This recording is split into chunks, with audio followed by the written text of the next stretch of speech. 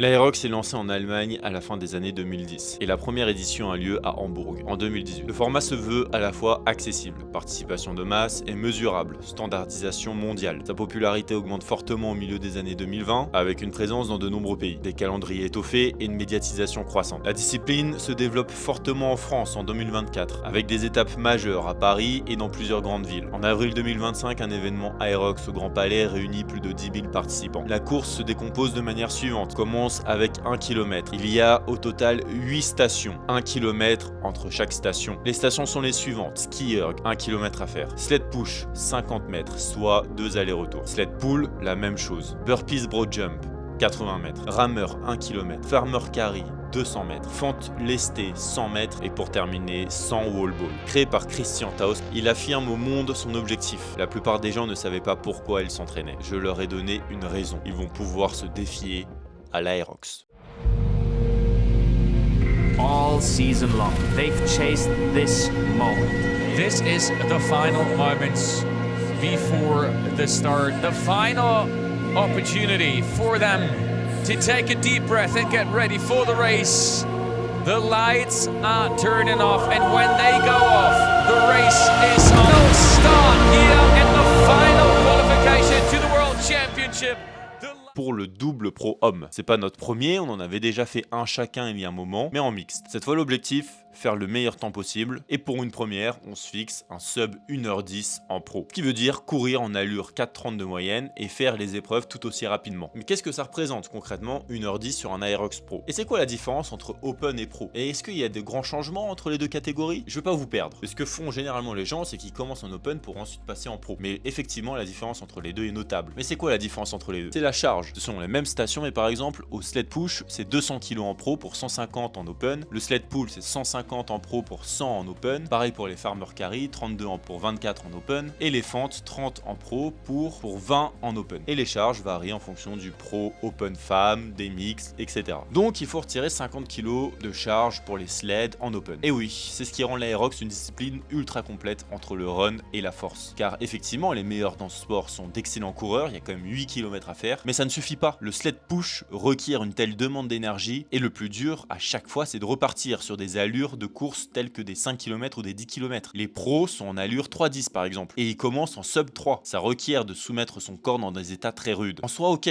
ces épreuves sont compliquées. On peut dire que les stations les plus compliquées sont celles du début avec les sleds qui sont très difficiles et qui sont les plus énergivores, surtout le sled push. Mais une fois passé, c'est ok, non? Et bah, pas du tout. Ça fait que commencer. Car après ça, il y a les burpees broad jump. Au niveau cardio, en fait, ça ne redescend pas du tout. Et c'est ça pour chaque épreuve. Donc notre objectif de sub 1h10 est possible, mais très compliqué, en prenant en compte le temps qu'on a eu pour s'entraîner sur ce format. Alors au niveau de run, je suis calé, même si j'ai fait du long et pas forcément de vitesse. Tristan, lui, a eu un bon 2 mois pour courir sur ses allures, mais il a eu beaucoup de pépins pendant sa préparation, sauf qu'il a jamais lâché. En fait, on s'est pas du tout entraîné type Aerox. On courait, on faisait des séances renfo muscu classiques, mais on n'a jamais fait les deux. Et on verra si c'était un problème ou pas. On a une mission. Et cette mission, on n'est pas venu la faire tout seul. Beaucoup de personnes sont venues et j'utilise cette vidéo pour les remercier. Bref, c'est parti.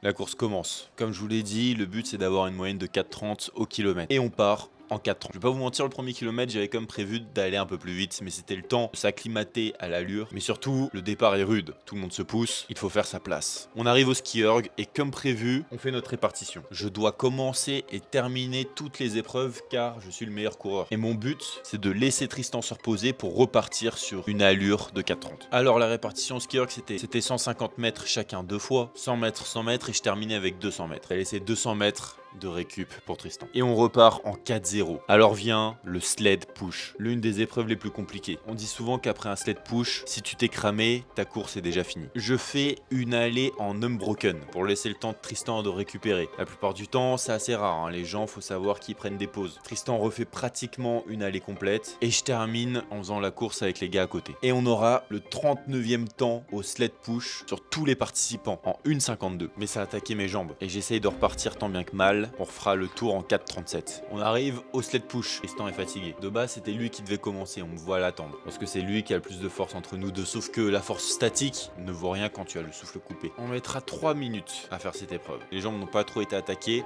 mais le souffle ne récupère jamais. Allez Clément! Allez Clément!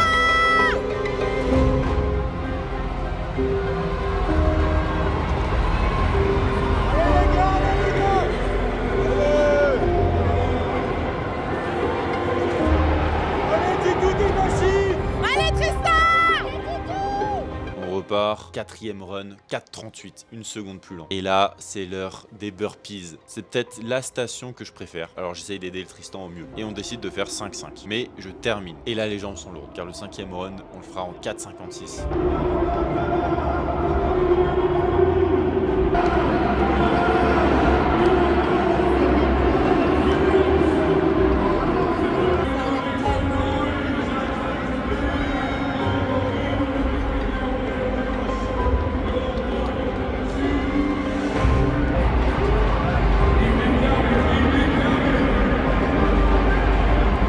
Après le rameur, l'une des épreuves les plus simples, mais à ne pas négliger. La tactique, c'est que je commence à faire 300, Tristan fait 400 et je termine avec 300. Et à la fin des 300, j'en peux plus. Le fait d'avoir commencé et terminé toutes les épreuves, mon corps sature. Mais on repart, 4,32. On accélère. Les farmer carry, c'était mon épreuve. J'envoie un sprint.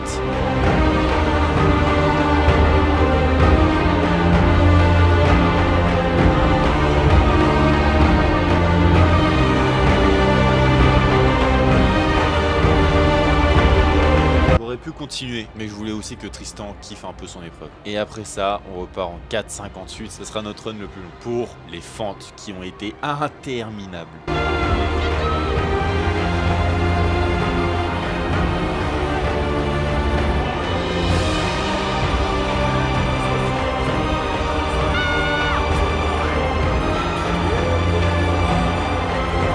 Et je pense que c'est là-dessus qu'on va devoir bosser. Je termine. Et j'ai les jambes mortes. Et on doit repartir pour notre run le plus rapide. Et on le fera en 4,04. Donc notre meilleur run, c'est le dernier. Pour les wall balls, épreuve que j'ai le plus travaillé, on aura un temps de 3,46. Allez Clément, allez Tito! Allez Tristan!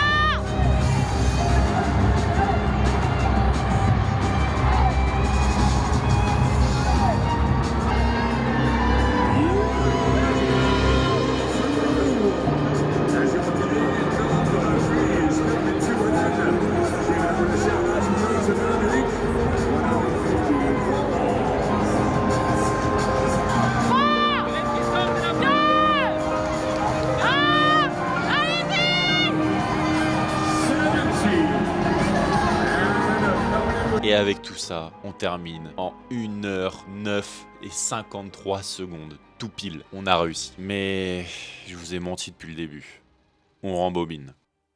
L'objectif de base de chacun de mes défis a toujours été trop grand par rapport à ce que je pouvais donner. On peut pas dire que c'est un manque de discipline, je vous ai communiqué mes entraînements au jour le jour, mais c'est souvent des rêves ou une ambition démesurée et la réalité me rattrape constamment. Je voulais faire sub 1 heure pour notre premier Aerox en duo. J'avais un plan et une énième fois la réalité m'a rattrapé. Sub 1h10 en soi c'est déjà super, hein, mais j'arrête pas de me répéter une chose. C'est bien, mais c'est pas assez. 42 minutes au 10 km à 90 kg, c'est bien, mais c'est pas assez. 110 km en 6 mois de prépa trail, c'est bien, mais c'est pas assez. Une question se pose, jusqu'à quel point je dois être confiant en mes capacités ou douter de moi-même? Je veux juste être libre, vouloir faire ce que j'aime, ce qui me fait plaisir. Mais je me suis enfermé dans une cage dernièrement. Devenir libre, qu'est-ce que cela veut dire finalement? Est-ce que cela signifie réussir à s'échapper d'une cage pour s'enfermer dans une autre, beaucoup plus grande? C'est fini. Il est temps d'arrêter de rêver, de transformer tous ces échecs en réussite. J'ai suffisamment appris. L'Aerox est le compromis parfait dans les entraînements que je fais. J'ai trouvé quelque chose qui me convient. Un mixte entre du run,